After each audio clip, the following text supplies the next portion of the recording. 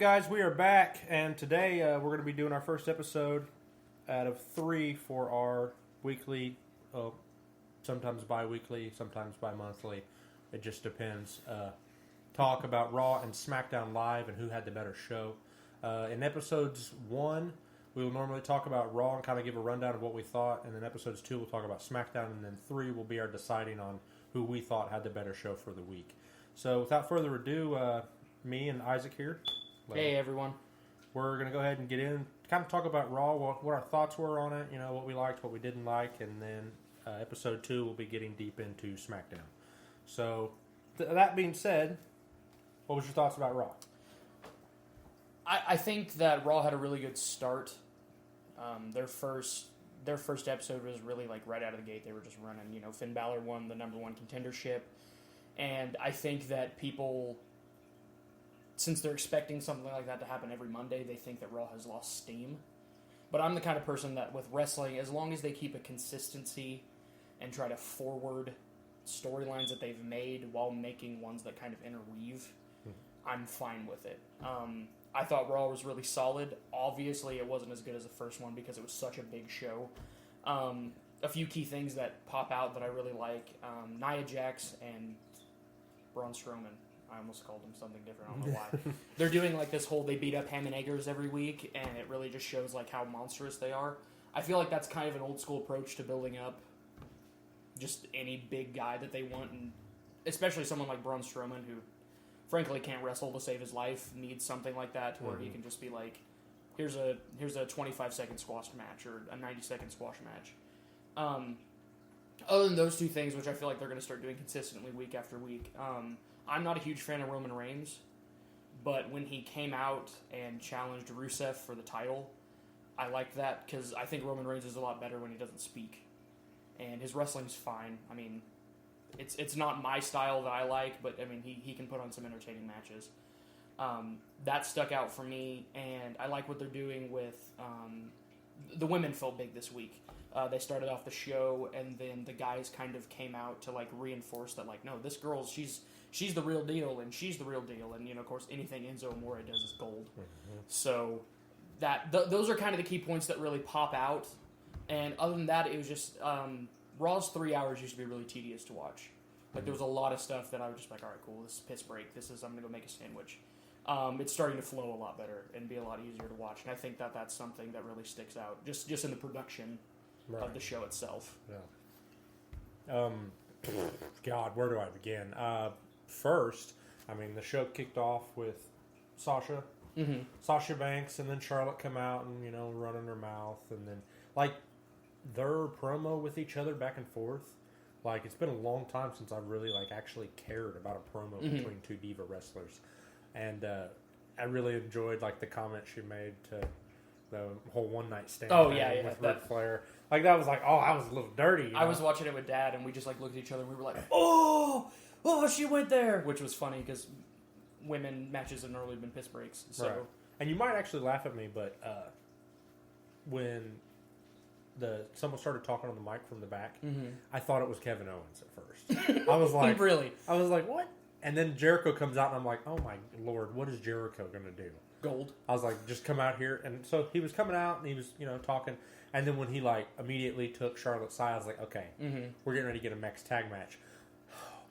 But then my boy, Enzo Amore, if you guys haven't seen him or anything about him, look him up because he's fantastic. One, I was shocked that he came out by himself. I was too. I was a little... It made me nervous. Because I know they're like pushing him, and for sure big cast, like big, because Vince loves his big wrestlers. Yes. But, and my Lord, Enzo is just killer on the mic. Like, killer on the mic. So good. He comes out, I freak out, because I just love his entrance music. I could just sit there for 3 hours and listen to his entrance music. His entrance music is really good because it's, like, synonymous with him so much that as soon as I hear it, I'm like, oh, like, here we go. Yeah, like, I was sitting there on my bed, and I was just, like, stuck my arms up, and I started shaking them. Because I can't think of how to, like, get the beat down for the beginning of it. And I'm like, I don't want to play a fake piano. So you just seize. So I'm just, like, seize a little bit.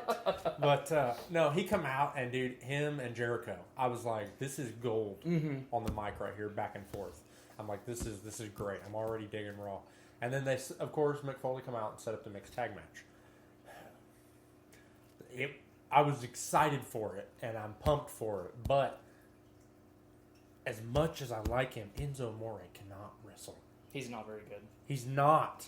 I mean, he has potential. Yeah. And I feel like if he would put in the work and work with someone like a Dean Ambrose or like, somebody, or even Chris Jericho, I think he would be able to sell these moves a whole lot better. But like I was telling you, literally every move he did, I thought he was going to get another concussion.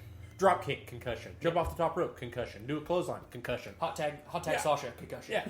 But, and the way the match ended, I was a little surprised because I didn't think that they would put Charlotte and Jericho over Sasha and him.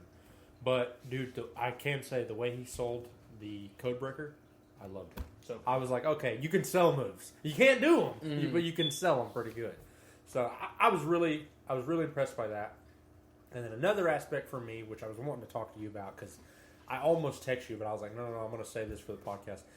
When Mark Henry was like, yo, I've been clearing out spaces in the Hall of Pain. Love Mark Henry. I love him too. He's like, I've been clearing out. He's like, and I want to, open it up. And they're like, okay, we'll give you a match against Rusev. I'm like, awesome.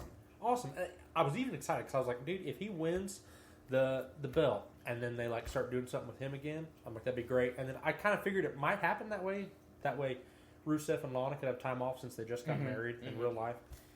But then they wrestled and he gets to going good for a little bit, but then Rusev just crushes him. It showed like what's great about WWE, definitely with like Rusev and Mark Henry, like as much of an athlete as they are, you can tell like in the age difference and like the athleticism with these guys. Oh, yeah. And that's what's awesome because not just any Joe can get in there and wrestle. Yeah.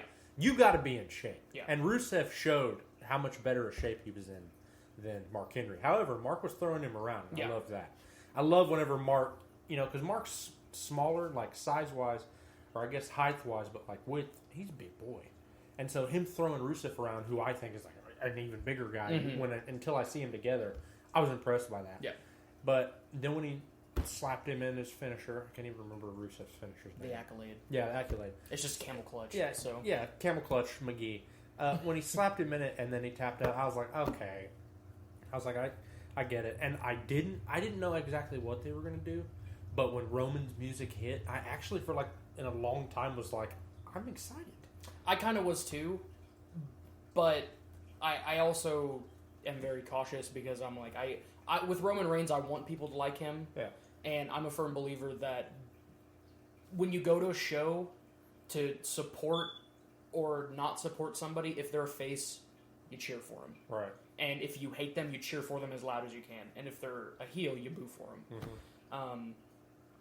So for a second, I was like, oh, this could be good. And then they kind of did like a back and forth in the ring, and Roman didn't speak, which was... Love that. And I think that that's a good addition to the SummerSlam card because it's kind of the first opponent that Rusev's going to have where people aren't going to be like, okay, Rusev's going to win. The only thing I think for me, and this is just like a little like kind of laugh moment that would have made it better is if, I love that Roman didn't speak because it gave him that presence.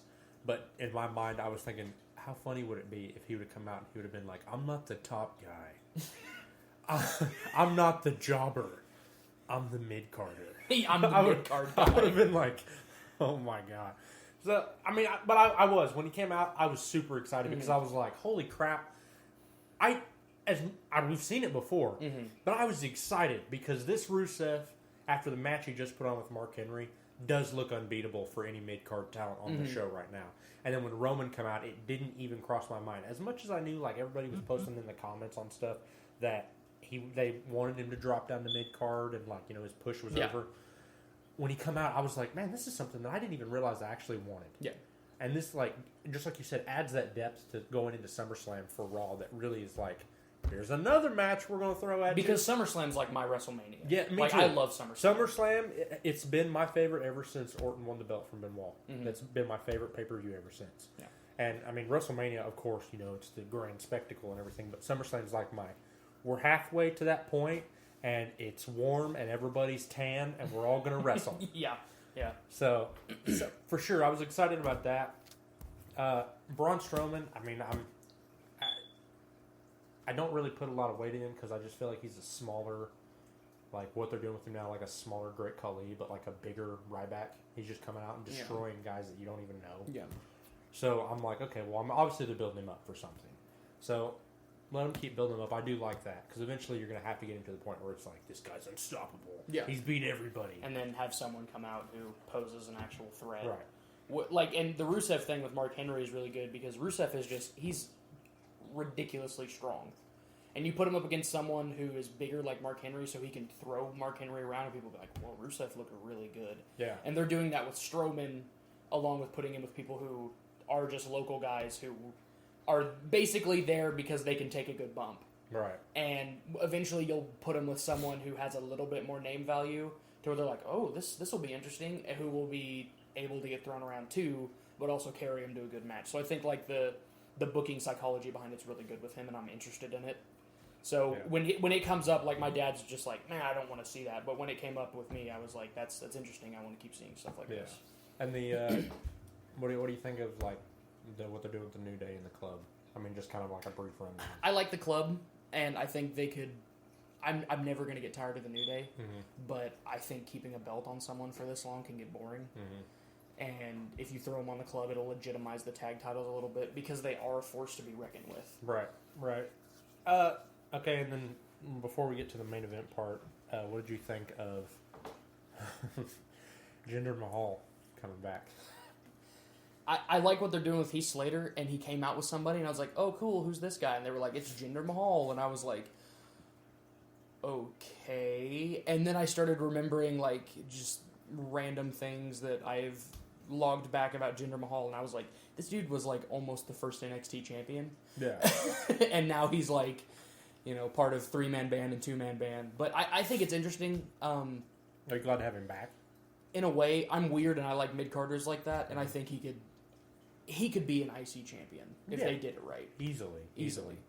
I mean, I was always big too. Like when growing up and like buying wrestlers and stuff, I loved having the mid card guys because I always felt like I could put on like better like triple threat matches or stuff like that with the mid card guys because they're more unpredictable at who would win. Yeah. Whereas like the top stars, you know, if it was Randy Orton, if I had a Batista or whatever, I never wanted them necessarily to lose unless it was like a big lose. Yeah. But yeah, so I mean, I do like mid carders, but honestly, I wasn't excited for Jinder Mahal just because Rusev is doing everything foreign-wise better than anybody I've seen in a long time. Yeah. And I'm not even huge on Rusev, but like that match against Mark Henry was like, Rusev's on the map. Yeah. And people need to like recognize. But, okay, so the promo that Seth and Finn Balor. Finn Balor. And we got a couple minutes left on this one, so we'll speed it up just a little bit. But the promo between them two, I enjoyed it. I still kind of think this is really too early for Finn, but also I'm like, well, if this is going to get people to like, it's going to get those kids to, you know, get to know Finn Balor, I'm okay with it. Because if anybody, I want him wrestling Seth Rollins. Yes. I'm a huge Seth fan, and anything Seth does for me is gold. And I'm not as big as a Finn Balor fan as most people, but I think fleshing him out a little bit and giving him kind of like this hard ass, like, I'm going to get you, like, this isn't going to be easy, even though I'm small, is going to be a good. But dude, he did look tiny. Compared to that's something that I mentioned to Dad. I was like, when Seth is the big guy in the match, that's pretty. Yeah, it's pretty weird. We're getting like Eddie Guerrero, Chris Benoit main events with that, you know. And then what did you think about Seth and Sami Zayn's match? Did you enjoy it? Sami Zayn is like my second favorite wrestler on the roster right now, and I think I am a bigger guy, but I like watching little guys wrestle. And I think they just put on really good matches. I am afraid that Sami's going to do something and hurt his shoulder again, like he almost did at Battleground. That was the last pay-per-view. Yeah. So he does do certain things where I'm like, but other than that, just a solid match. You know, a solid Raw main event. I agree. And guys, looks like we got about 30 seconds left of this. So I mean, that's kind of our rundown of Raw. I mean, would you say if you put a grade on Raw, would it be A, B, C? A B. B. It wasn't anything too great. Wasn't anything terrible. Right. I mean, I think both shows did really good. But I think Raw, with the time that it had, where normally I'm like, okay, I could do without this hour, I really was like invested in this part of Raw. So, all right, guys, our next one coming up will be all about SmackDown, so be sure and tune in, and we'll see you on the flip side, guys.